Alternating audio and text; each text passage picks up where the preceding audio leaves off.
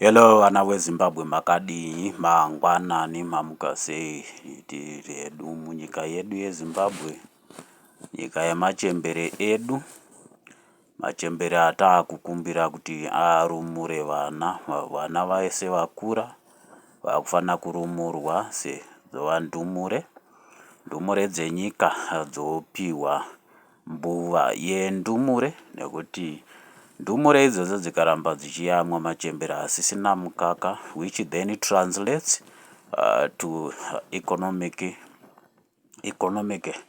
conundrums, kureva kuti nyika yedu pane zviri kufanira kuti zviitwe tichitungamidza machembere edu. Tinoaziva machembere edu, vanana Gambiza vana Mukoma vanozviziva, pavaienda kuhondo uko vaiziva basa raiitwa naGambiza. Inova ndiyo shiri yamuri kuona apa yatinoti Zimbabwe Cardinal Bird of State. Ndiyo nyika inotipa yatinoti gross domestic product sustenance, sustaining our economy. Ndiwo matare atinogara nawo pasi kuti economy yedu ine simba. This cardinal bird inowanikwa pacurrency yedu, kubva kumacoins enda kumari dzepepa. Mari dzepepa inogona kuwanikwa iri muwatermark, iri mudare raChihera, kana kuti in gold iri mudare raGambiza.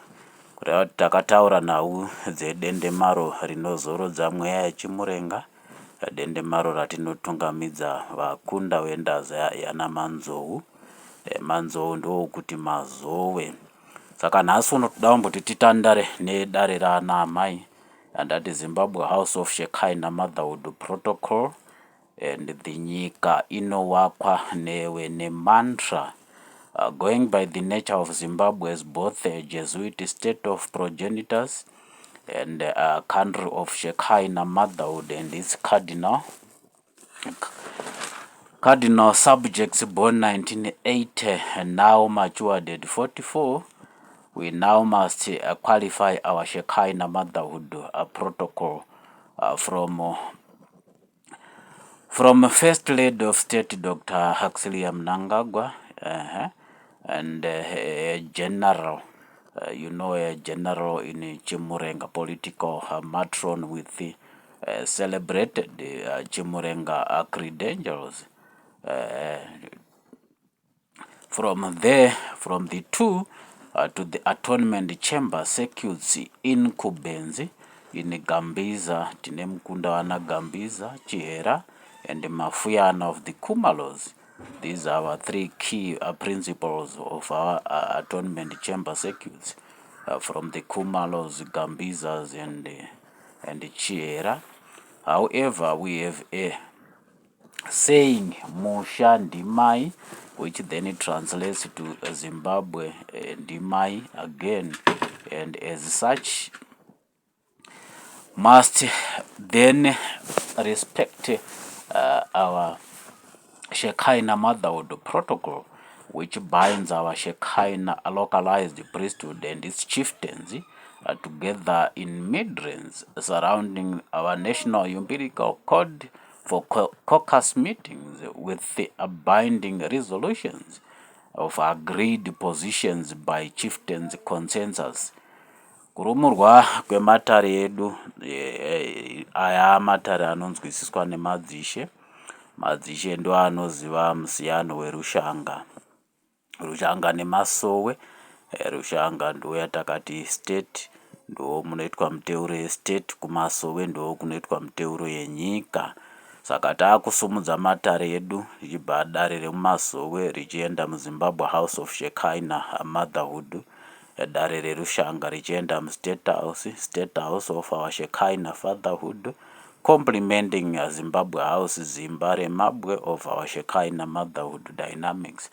Saka mukurumurwa kwematare totanga kurumura nevanji, kuitira kuti Johani Masowe akazadza nyika iyi irumuke igone kurongedzwa mudendemaro, nekuti chishanu hachina dendemaro. Muridzi wechishanu, muridzi wemuteuro, anova ndiwo muteuro wemachakwe eropa, muropa rakapfunya, Jacopo Bondokoto achigara Matare ne12. Iye ndiye anonzi Emmanuel. Emmanuel zvino kana taamudendemaro ndiye ishe wedendemaro kana kuti ishe weSabata. Saka tinorumura Nevanji nekumuwakira dendemaro. Tabva kuna Nevanji tinoenda kurushanga torumura Matare ese agere murushanga toabvisa mukudzungaira kwaari kuita. Rushanga rwakanamata muteuro yenyenyedzi nomwe. Nyenyedzi nomwe dzedu dzinochengera nyika. Nyenyedzi nomwe dziri murushanga dzinochengera nyika yedu. Nyika yedu muparamende inenge ine nyenyedzi ine mazino manomwe kududzira mirazvo mishanu yenyenyedzi yemuparamende inenge riri dare renyenyedzi 5 dzinova ndo makurukota aBaba Manuel atakati Andrea, Peter, Paulo, Maria Msande naGnacio. Musenetiwo munenge muine machinda aBaba Manuel. Machinda aBaba Manuel anoconstitutwa around nyenyedzi nomwe. Nyenyedzi Moses, nyenyedzi Aaron, nyenyedzi Miriam, nyenyedzi Kirebi, nyenyedzi Joshua, nyenyedzi Elia nenyenyedzi Emmanuel. Nyenyedzi Emmanuel ndiyo yechinomwe. Pakuuya kwenyenyedzi yaEmmanuel inoburuka bedzi mukuzokombera Matare, kureva kuti tinenge tanyaradza mweya minomwe inotambudza. Mweya minomwe yanyaradzwa nenyenyedzi nomwe, taakuvhenekerwa nenyenyedzi nomwe.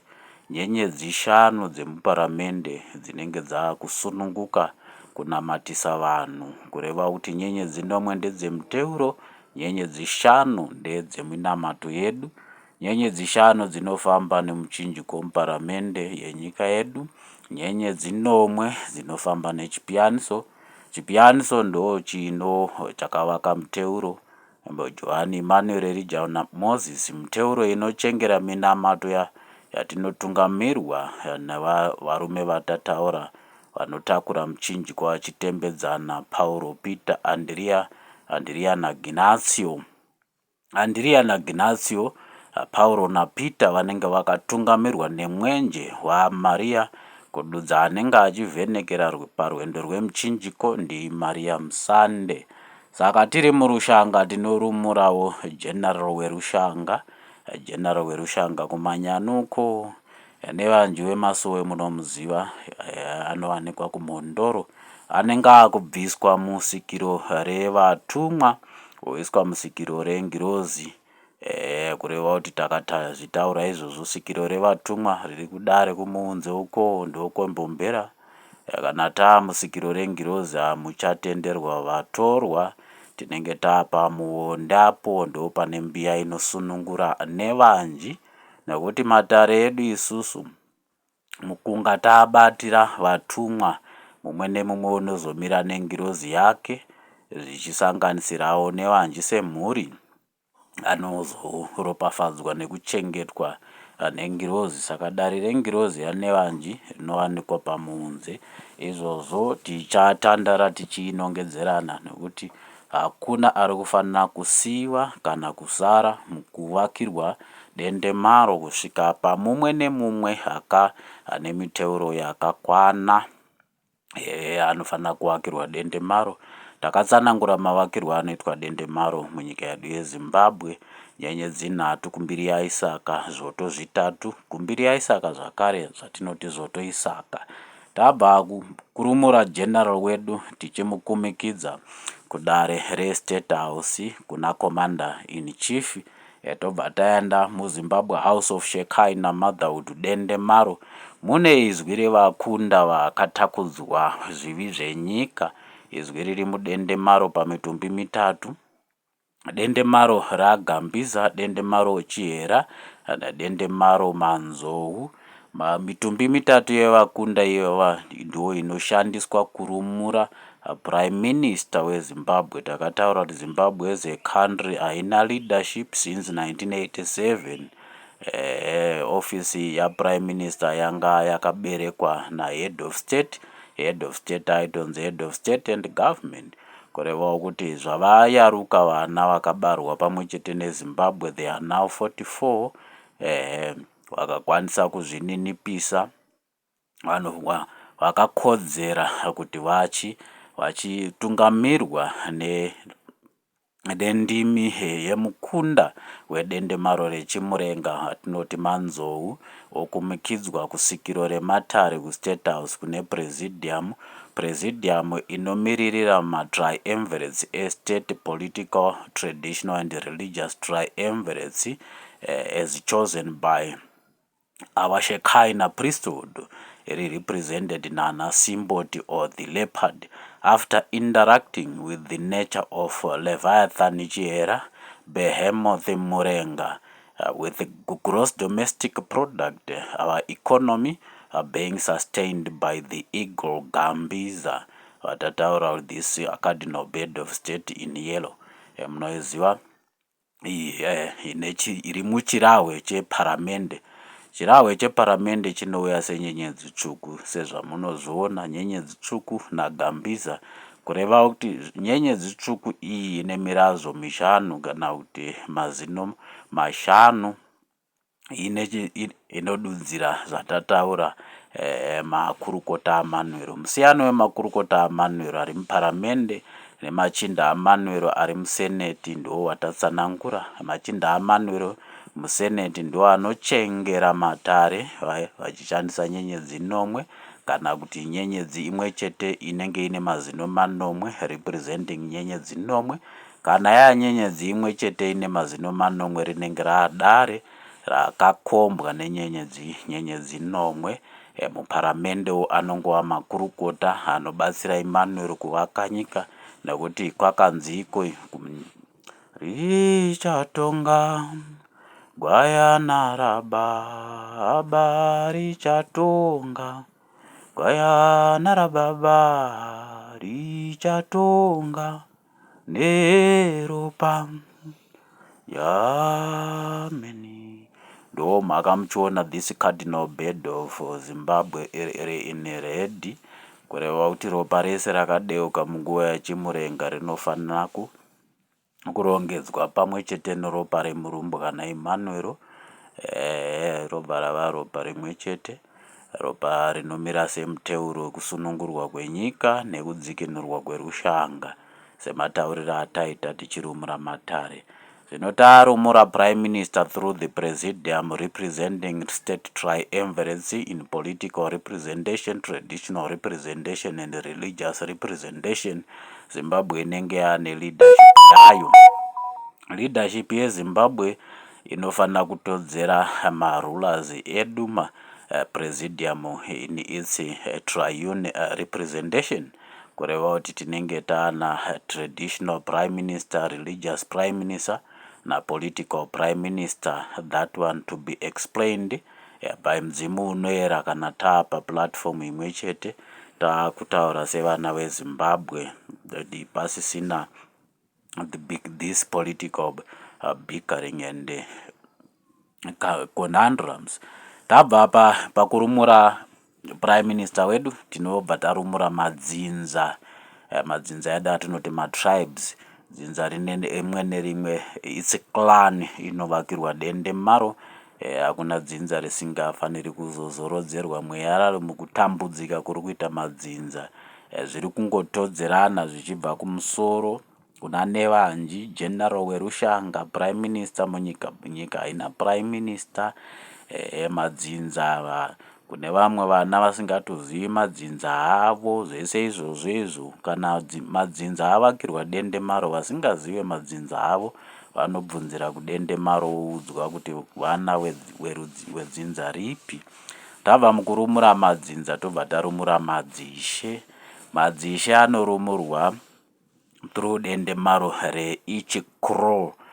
Each crow kureva kuti hakuna ishe usina crow yatinoti danga rekuchengera vanochengerera mhuri sehwai. Saka after kurumura matare we then cardinalize, taakushandisa matreaties anenge as depicted, tine state depictions edu anezenga akududzirwa tichidudzira sungano dzese dzakaitwa muZimbabwe sezvadziripo pamusamaria wemukunda wenyika mbuya nehanda watinoti national flag.